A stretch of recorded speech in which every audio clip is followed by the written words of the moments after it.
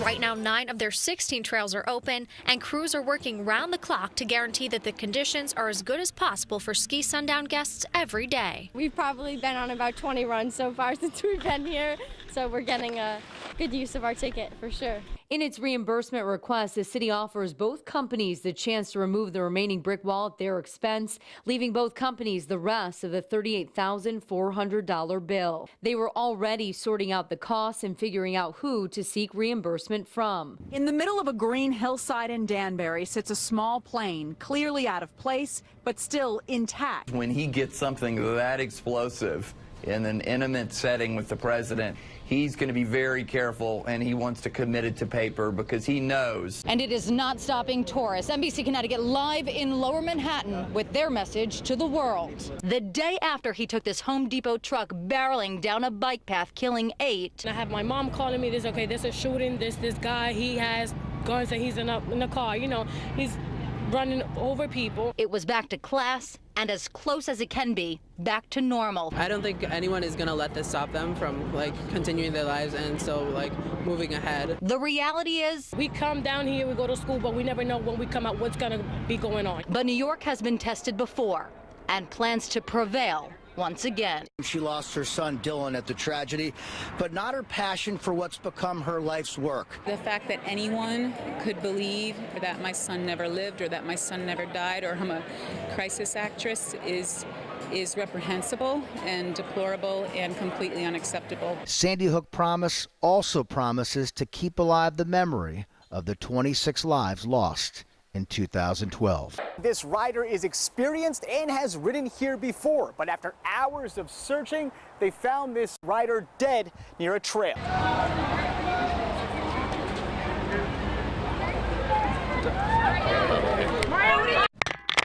Proving a dog doesn't have to be purebred to be pure of heart. I think it's definitely all about the way that you bring up a dog and how you train it, and any dog, I think they're born with good hearts. I don't know that I would ever get a purebred dog again. I think I would just adopt. Here in Alexandria, Virginia, police tape surrounds what they're calling a crime scene. It feels really empowering and great to know that everybody's on the same track. From the steps of the Capitol in Hartford today. We need to stand strong. We need to embrace and love our brothers and sisters. Hundreds of people protested at Bradley International Airport in Windsor Locks today. We spoke with families outraged at President Trump's actions toward immigrants and refugees. They're just regular people. It doesn't matter what race or religion or gender they are. They're just people. They're humans. It's go time for Eversource crews. Workers at their Berlin warehouse had a busy day getting materials ready for crews to have on site to make repairs if power goes out in your town. They'll be stationed throughout the states. Eversource says report it immediately. A special friendship that started nearly 3 decades ago led to this. The annual Hospital for Special Care Yvonne Lendl Adaptive Sports Camp. Held at the University of St. Joseph, the day camp is free for children ages 6 to 19 living with physical disabilities. There's other kids like me. I can tell them how I feel. The kids are coached by athletes that can relate to their struggles. Yes, sir! Many of them have gone on to national recognition in the sports they play. It changed my life, it made me into the person I am today. You meet a lot of people who have the same problems as you do. A former lieutenant with the West Thompson Fire Department, charged with sexual assault in the 2nd degree. State police say he engaged in illegal sexual contact multiple times with a juvenile junior member there. The state police were tipped off on May 11th by an EMT with the Putnam EMS. In the arrest warrant, the victim voluntarily gave a statement that they were under 18 at the time and had been on fire department calls with Hamill while he was in charge. Saved text messages on Hamill's phone also showed evidence of a sexual relationship, according to court documents. Chief Mike Rivers of the West Thompson Fire Department sent out a press release saying Hamill resigned in May after not being an active member since December 2016. The chief also says he filed a complaint with the state police, but when we asked him why via email, he never responded.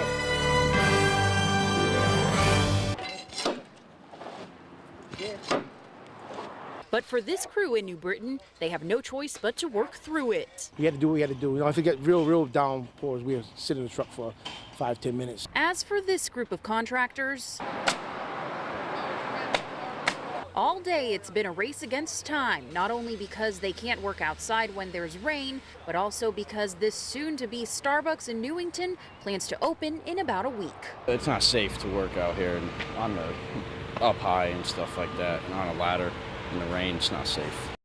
What once was an old hillside farm is now a nonprofit ski area open to all levels and a training facility for Olympic and world champion skiers. Dad said that he would drive by on Route 2 and look across at this land and just say, oh, that would make a nice little ski area someday. And in 1961, Mickey Cochran bought the Richmond, Vermont property, transforming the land into backyard ski trails for his children and neighbors to enjoy and train on. When we were in high school, I'd come home and we would go out after dinner for a couple nights a week and train for 2-3 hours. All of that training landed Barbara Ann on the 1972 U.S. Olympic team, bringing home the gold medal. 7 more Cochran relatives went on to train in the backyard, all making the U.S. ski team, many going on to the Olympics. 2 more family members are currently on the U.S. team and hoping to make it to the 2018 Games in South Korea. I just got named yesterday to the World Championship team. As generations trained on the Cochran's hillside, their commitment to the community grew, and in 1998,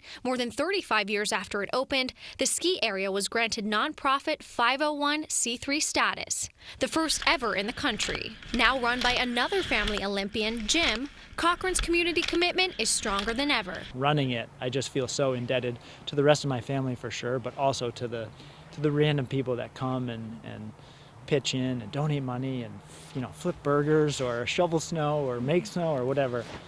Yeah, it really takes a village. But at the end of the day, this village provides affordable skiing and snowboarding in the Cochran family tradition. As the industry gets more expensive, we try and make it not so expensive so people can actually come and enjoy the experience of a winter wonderland here. CCMC's NICU is bursting at the seams. Hey, it's okay. Yeah. And for Stacey James, whose twins Dallas and Devin came in at just 24 weeks, he experienced the overcrowding firsthand. The twins needed extra care and were sent to 2 different hospitals for 5 weeks before finally being reunited at CCMC. Needless to say, without them here, we wouldn't be here. So we're happy where we're at. The concern goes beyond the need for beds. It means the rate of prematurity appear to be going back up. We need space. What we also need to do is work on and look at the issues around the rise that's occurring in prematurity as well. It's tough for parents with babies in the NICU, but it's also extremely challenging for those working in it, trying to offer the best care possible. 13 rides, that is how many the State Police Fire and Explosion Investigation Unit had to check before the festival opened for the weekend. They have to check everything from the safety restraints on each ride to every bolt. But even before that, the town of West Haven's building department has to check off all electrical components, and Morena Amusements, whose rides are here, has to do their own inspection. Now, while what happened in Ohio is still on the minds of parents, they're just hoping for a fun and safe time. And the good news is the rides here, they all pass with flying colors, so we're just going to hang out here, Jerry, and enjoy the rest of this merry-go-round ride. Cole's happiness overflowed yesterday when his favorite truck stopped by to do more than just get his family's trash. The guys on the truck from AJ's Waste brought him his very own toy garbage truck. I saw him getting exciting, right? And I just wanted to give him something nice for him. Today, Cole and his family toured AJ's Waste in Cheshire and got a first-hand look at what the job of a garbage collector is really like. For the men that do this job every day, it was a pleasure to give a tour to their #1 fan. It makes me feel great, and I love when kids come to us saying thank you. This is forever. It's a forever connection, you know. Carrie Lee Mayland, NBC Connecticut News.